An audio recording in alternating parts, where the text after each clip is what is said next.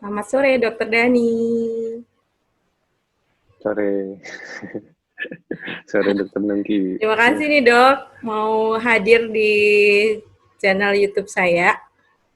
Oh ya, sore ini kita ketemu dengan manajer akademik dan kemahasiswaan FKG Unpad. Jadi sore ini kita akan cerita-cerita tentang kurikulum pendidikan dokter gigi selama masa pandemik ini. Jadi boleh ya, Dok? Boleh. Perkenalkan dulu deh, Dok, Dokter Dani, sedikit CV-nya.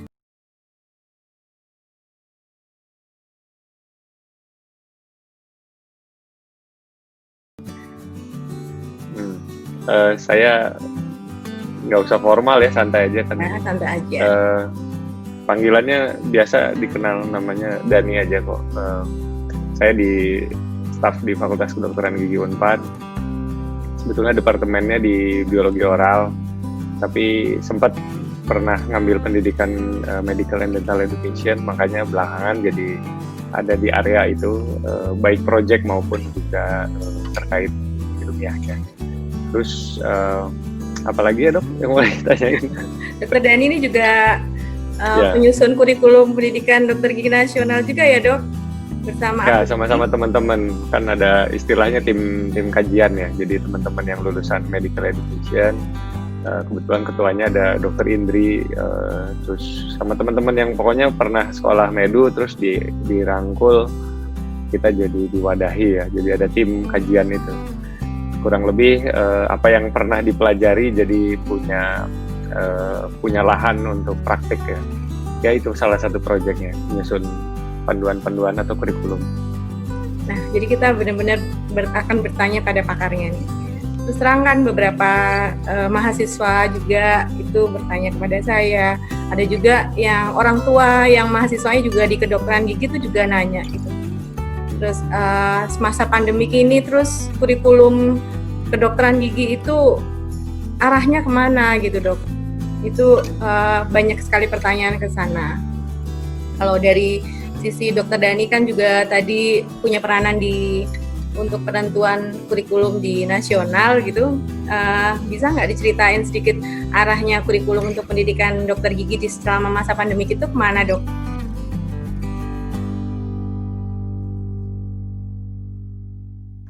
Ya, sebetulnya saya menganggap hikmah dari situasi sekarang akibat pandemik itu memaksa atau mengakselerasi hal-hal yang memang seharusnya sejak sebelum pandemi juga harus sudah kita lakukan. Dulu nggak tahu nih kalau teman-teman mahasiswa atau dosen gitu kenal ya dengan istilah competence based education. Jadi sebelum masa pandemik saja implementasi dari competence based education itu belum total ya. Jadi belum fully implemented sebagaimana filosofi atau kriteria yang seharusnya. Jadi ini gambaran contoh aja. Kalau kita bicara competence based education seharusnya tidak menggunakan standar jumlah kuantitas untuk menyelesaikan suatu prosedur klinis yang kita sebut sebagai requirement ya.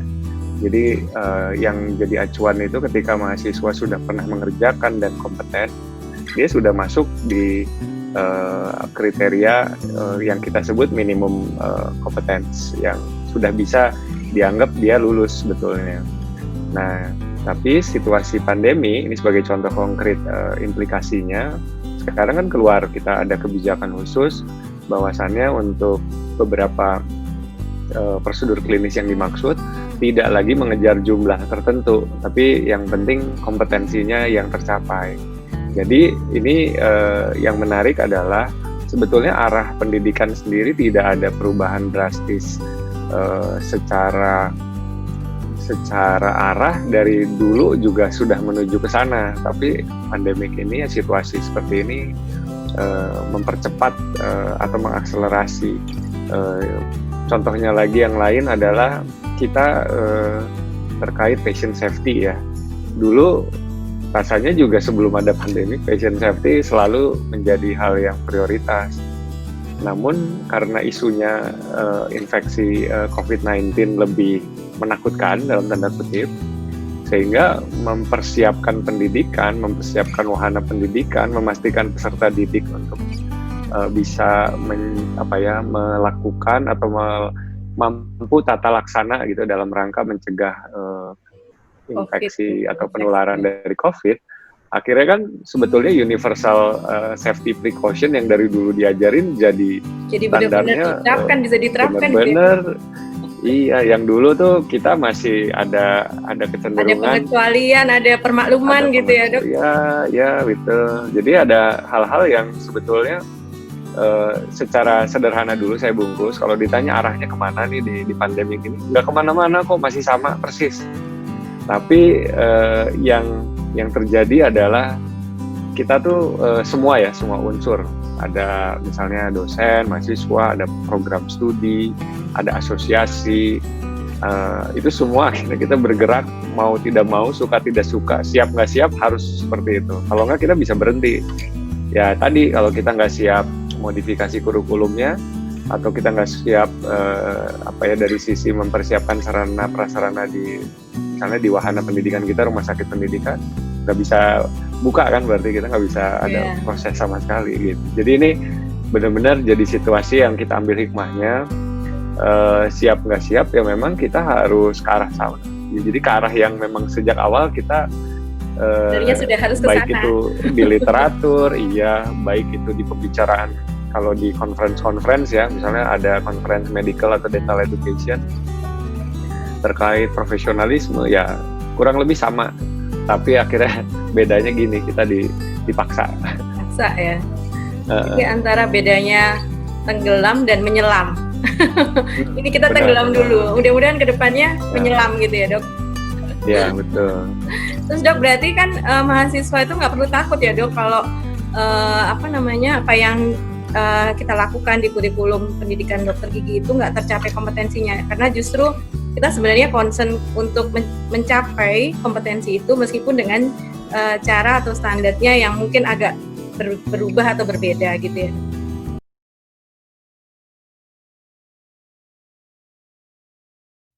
Oke, istilah yang kemudian digunakan itu kita tetap akan melakukan proses pendidikan dengan tentunya ada adjustment, penyesuaian, karena memang ada situasi kondisi yang tidak bisa dielakkan.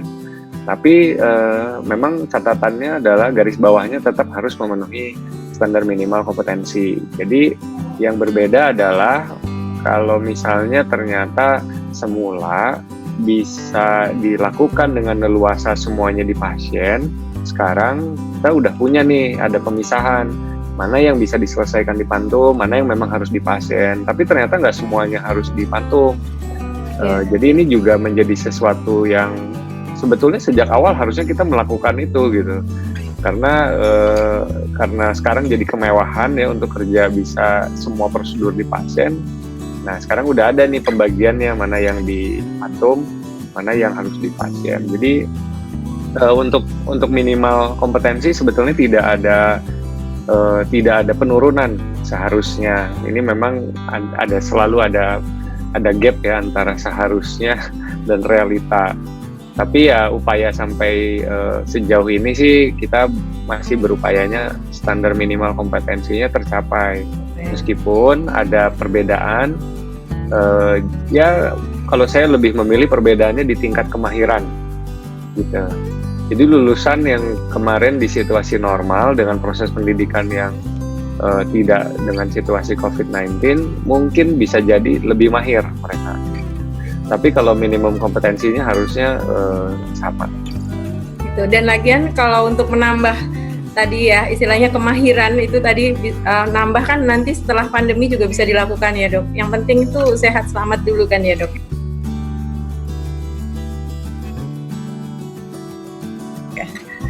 Ya, nah saya juga mau menambahkan yang penting di sini adalah kita kan mengajarkan aspek profesionalisme. Jadi kita bisa semakin menguatkan di situasi seperti sekarang agar mahasiswa punya awareness yang cukup ya. Saya bilang cukup karena memang harusnya terus ditambah sampai tinggi, bahwa apa yang nanti mereka lakukan dalam tata laksana prosedur klinis ke pasien, kalau memang mereka masih perlu jam terbang, perlu meningkatkan kemahiran, mereka harusnya memiliki kesadaran untuk bisa mengukur diri dan juga mengikuti nanti pendidikan berkelanjutan P3KGB-nya yang lewat ya event-event yang mungkin biasa ada di seminar, hands-on, sehingga mereka begitu lulus tuh nggak merasa seolah-olah semua ilmunya telah diperoleh dengan cukup gitu.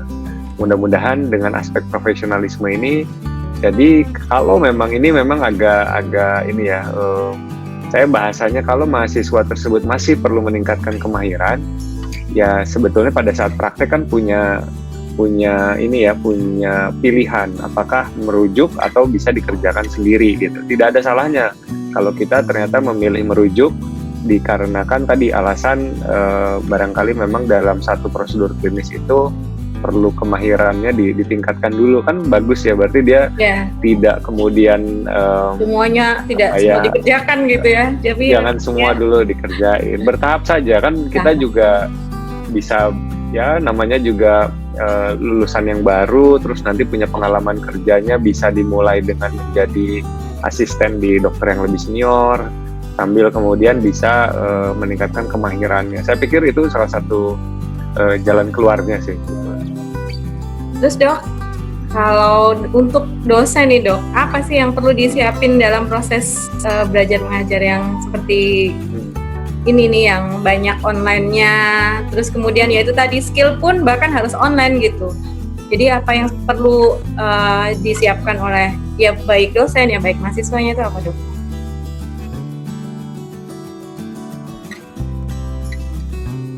Ya, sebetulnya ini jadinya kita sebagai dosen pun sama-sama terpaksa dengan situasi ini perlu meningkatkan kapasitas kita.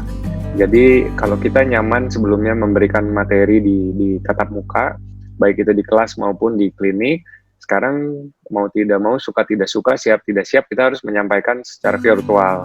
Meskipun nanti akan ada upaya bertahap beberapa aktivitas kita lakukan tatap muka, tapi kita harus terus ya meningkatkan kapasitas kita dalam apa ya istilahnya delivery method ya Dr. Nungki.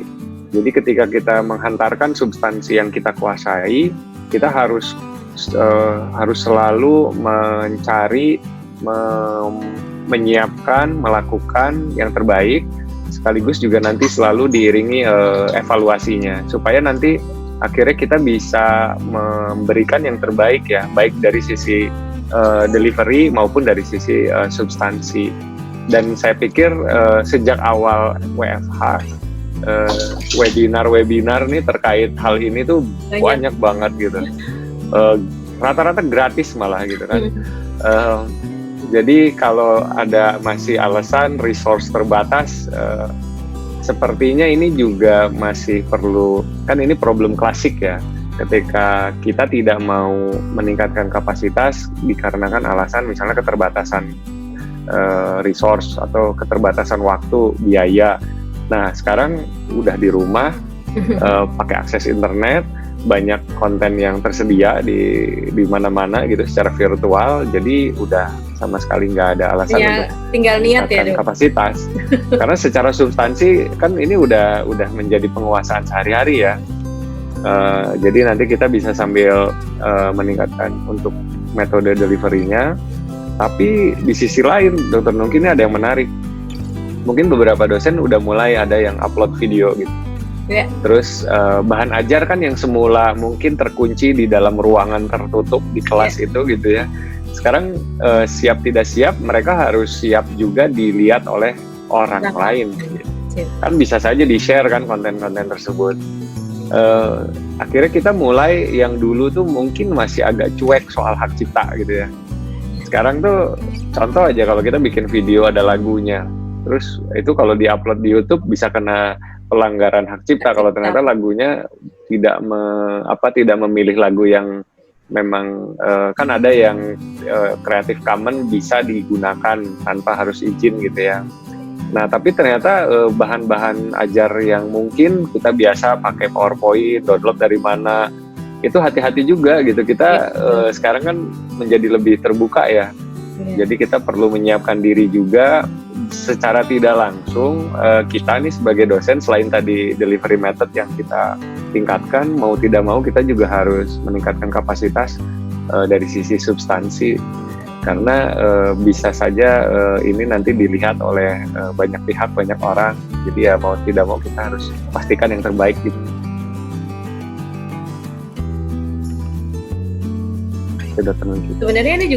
Sebenarnya ini sejalan sama pemerintah menelurkan program belajar Merdeka Belajar ya. Kampus Merdeka. Kampus Merdeka, di mana mahasiswa itu berhak untuk mendapat atau mencari kemana sumber belajar mereka yang menurut mereka yang terbaik gitu.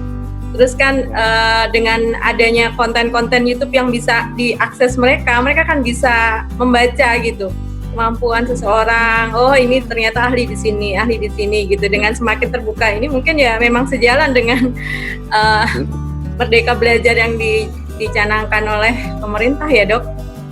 Betul. Akhirnya ini jadi kayak hutan rimba ya. Siapa yang kemudian bisa tampil, gitu ya. Inovasi, survive, kreatif gitu ya, Dok. Ya.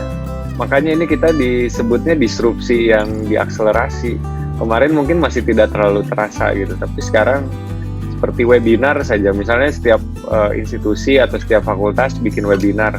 Kalau topiknya dia tidak kemudian jeli gitu, itu bisa saja kan bikin orang bosen karena di institusi lain yang tempat lain udah pernah bikin. Jadi memang kita harus lebih kreatif sih dengan situasi kuncinya di situ ya, Dok. Wah, ini yang agak sulit tuh kalau yang ya kayak saya kan juga termasuk yang dosen yang bukan muda banget gitu. Kalau misalnya itu tadi tuh harus berlomba-lomba sama yang itu tadi, belajar kreatif itu tadi, emang ini ya, Dok, ya tantangan lah itu, challenge. Terus, Dok, kalau misalnya dilihat dari ya ini kan tadi mahasiswa kedokteran gigi itu sekarang sudah dibagi-bagi, ada yang dipantum untuk mengerjakan requirement-nya, ada yang di pasien gitu. Terus gimana sih masa depan kira-kira nanti dokter gigi kalau masih seperti ini terus nih, Dok? Kedepannya gimana nih? Ada ketakutan sih sebenarnya, beberapa lulusan yang lulus pas waktu kemarin persis. Jadi mereka Maret itu baru selesai tanda tangan, selesai UKMP 2DG itu, kemudian mereka ya ini langsung nganggur, Dok. Terus saya nggak tahu harus kapan gitu mulai bisa bekerja lagi, karena mereka pun sendiri yang kemarin sebelum UKMP 2DG kan nggak sama sekali persiapan untuk masa seperti ini, dan mereka juga belum dapatkan sesuatu ilmunya. Jadi gimana menurut Dokter Dani itu?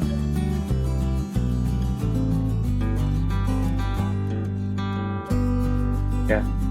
Jadi sebetulnya kalau kita melihat dulu big picture ya, kan kita kalau melihat sempit yang terjadi di negara kita, mungkin kita melihatnya menjadi mungkin seperti terlalu membesar-besarkan ya, Dok ya. Sebetulnya kalau kita lihat dulu gambaran besar yang terjadi di negara lain, perbedaan dari pola pendidikan yang ada, karena kan ini beda-beda negara, beda benua, itu beda cara ya. Tapi saya ngambil dulu nih contoh yang paling ekstrim dulu di Jepang. Jepang itu kan salah satu yang memang pendidikan dokter giginya itu lebih banyak mereka tuh melihat gitu, terus mungkin bisa sampai jadi asisten. Tapi pada saat kerja di pasien kan senseinya ya atau dokter giginya yang memang kompeten yang mengerjakan ke pasiennya gitu. Tetapi mereka ternyata secara bertahap punya fase-fase untuk menyiapkan. Pada akhirnya pun mereka tetap menjadi dokter gigi yang kompeten, cuman filternya beda-beda ya tiap negara, tiap benua. Nah, terus kita lihat lagi di Asia Tenggara lah contohnya. Kalau kita lihat di Singapura, sepertinya sih Singapura nih salah satu yang termasuk paling ketat ya dari sisi memastikan kompetensi, tingkat kompetensi yang dicapai oleh mahasiswanya. Meskipun Singapura tuh masih bagian dari negara persemakmuran ya, kita bandingkan lah misalnya ada Malaysianya atau ada Australia, ya Australia udah benua lain lagi ya. Tapi sepertinya di Singapura ini sampai ada yang bilang penduduk di sana gitu kalau lulus di misalnya di NUS gitu, itu beda banget kualitasnya sama di tempat lain gitu. Nah akhirnya terus di Inggris sendiri ternyata beda lagi ya dok. Dari semester 3 semester 3 tuh artinya betul-betul kalau di kita kan ada program studi sarjana ya. Nah, yang saya maksud tuh semester 3 betul-betul semester ketiga di awal itu mereka ternyata sudah mulai mengerjakan di pasien. Dan terus sampai akhirnya semester 3, 4, 5 sampai tahun ke-5 mereka dianggap lulus, tapi mereka ada internship, bisa kerja di tempat praktek di puskesmas kalau seperti di kita tuh. Kemudian mereka kompeten dengan jumlah kesempatan mengerjakan prosedur klinis yang menurut saya jumlahnya luar biasa. Terus beda lagi kondisi di Amerika, dok. Di Amerika itu mahasiswa yang masuk ke kedokteran gigi usianya lebih senior, dok. Jadi kalau di kita tuh masih kayak lulus SMA langsung masuk FKG kan masih termasuk yang secara kesiapan untuk dewasa pembelajaran di perguruan tinggi itu masih perlu usaha ya, rata-rata dalam tanda kutip lah, diajarkan cara belajar dan lain-lain. Tapi kalau di Amerika mereka itu bisa masuk di umur seperti 20, 21 gitu. Jadi baru mulai itu masuk FKG-nya. Ada penyesuaian dulu, dok. Nah, mereka itu ada ya kalau di Inggris sebetulnya disebutnya A-level. Tapi di beberapa negara kalau di Amerika juga mereka ngambil dulu yang biasanya kita sebut kalau di kuliah kan ada tahap persiapan bersama ya dok ya, basic science tuh. Nah rata-rata di luar negeri itu mereka mateng dulu ngambil basic science. Setelah ngambil basic science ini ada yang setahun, ada yang sampai 2 tahun ditambah dengan research.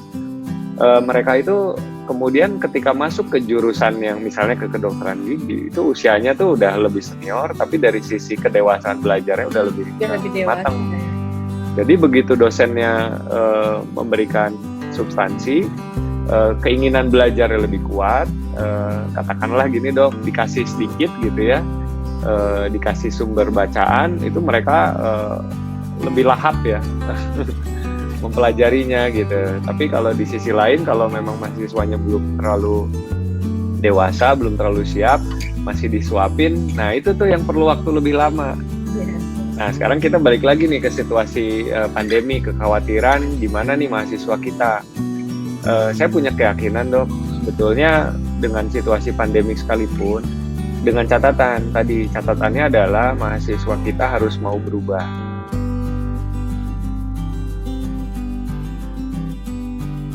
Jadi berubah dalam arti jangan pernah menunggu disuapi. Jangan pernah menunggu sesuatu yang datang begini misalnya, berharap ada suatu substansi yang bagus datang dari dosen gitu. Itu udah nggak zamannya sekarang. Ya, jadi kalau memang eranya mandiri ya semestinya ya dok ya. Mandiri, konten kan ada di mana-mana dok. Iya betul. Jadi dosen itu sebetulnya kalau saya boleh menganjurkan, anggap dosen itu sebagai guru yang akan memastikan kesiapan kita gitu. Jadi kita menyerap ilmunya bisa dari mana-mana, bisa lebih banyak. Jadi nanti dengan dosen tuh kita bisa tetap meminta arahan, dibimbing, secara perilaku juga kita masih bisa dikawal tuh oleh para dosen mahasiswa ini.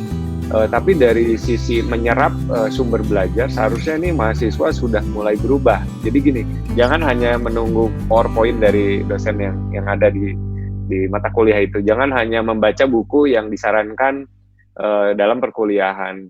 Tapi harus sudah mulai tadi merdeka belajar. Jadi mereka harus mulai mengejar, membuat menu belajar. Setidaknya tahu kan di SKDGI, Standar Kompetensi Dokter Gigi Indonesia, minimalnya ada.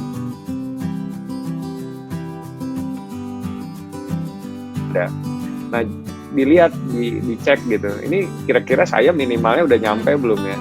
Nah, biasanya kalau orang yang motivasinya tinggi nggak suka sama yang minimal. Biasanya sukanya maksimal, nambah-nambah. Nah, jadi kan ada nuansa mahasiswa itu lebih haus ya untuk mendapatkan pembelajaran. Nah, saya meyakini dengan situasi seperti sekarang, kalau mahasiswanya bisa seperti itu, Dr. Nungki, sebetulnya no problem at all gitu. Karena begitupun dia lulus, kalau memang dia itu sudah bisa kita kategorikan punya kemampuan belajar mandiri, bisa kemudian menjadi ya itu pembelajar sepanjang hayat istilahnya. Jadi dia nggak pernah puas, terus cari lagi. Anggaplah sekolah ini ketika masuk pendidikan di FKG itu dia mendapatkan license gitu. Selanjutnya ya terserah mau pakar di bidang apa gitu. Wah, gitu. Iya, Gitu, Dok, saya kayaknya, suka kurang quote-nya tuh jangan menunggu disuapin. Jadi yang penting itu buat kita juga yang di fakultas, yang di tim kurikulum itu, yang penting tadi berarti ngasih motivasi yang seperti kita lakukan kemarin ya Dok, yang ngasih motivasi sama mahasiswa dulu bahwa mereka bisa cari sumber belajar di mana aja dan mereka bisa jadi siapa saja, bahkan mungkin lebih ahli daripada dosennya ya Dok. Ya. Karena dengan jadi kita ngajarin mereka cara memancing. Belajar. Banding kita ngasih ikannya terus gitu. Jadi siapa tahu ternyata bisa lebih cepat mereka. Gitu ya Dok ya. Menarik sekali. Emang kalau misalnya kita bicara soal pendidikan tuh kayaknya nggak ada habis-habisnya deh. Pengen banyak yang diulas gitu karena memang apalagi di masa pandemi ini banyak sekali perubahan dan itu menuntut kita untuk berpikir seperti apa seharusnya kita berjalan untuk anak didik, untuk dosen ya Dok ya. Wah, gak kerasa perbincangannya udah agak lama nih Dok. Ya mudah-mudahan nggak terlalu, kita bisa mencernanya apa yang tadi kita bahas. Mudah-mudahan siapapun nanti yang mendengarkan diskusi kita ini bisa menangkap esensinya saja sebetulnya. Karena ini kalau kita bahas kupas tuntas panjang lebar juga jadinya ya. Sama semalam, lebih Dok, semalam Dok. Gak selesai. Ya. Gitu ya Dok. Dr. Dhani, terima kasih sekali waktunya untuk para penikmat. Setelah melihat kita bisa subscribe channel saya, bisa juga subscribe channelnya Dr. Dhani di Dhani Firman ya Dok. Iya betul, Dhani Firman. Di Dhani Firman. Beliau adalah pakar kurikulum. Untuk misalnya kurikulum pendidikan dokter gigi bisa dilihat di channel-channel, banyak sekali ilmu-ilmu yang beliau sharing di sana. Baik, terima kasih sorenya Dr. Dhani. Sukses ya buat semua. Terima kasih Dr. Dhani. Sukses juga buat Dr. Dhani. Selamat weekend Dok. Sama-sama weekend. Iya, makasih ya Dok. Assalamualaikum warahmatullahi wabarakatuh. Waalaikumsalam warahmatullahi wabarakatuh.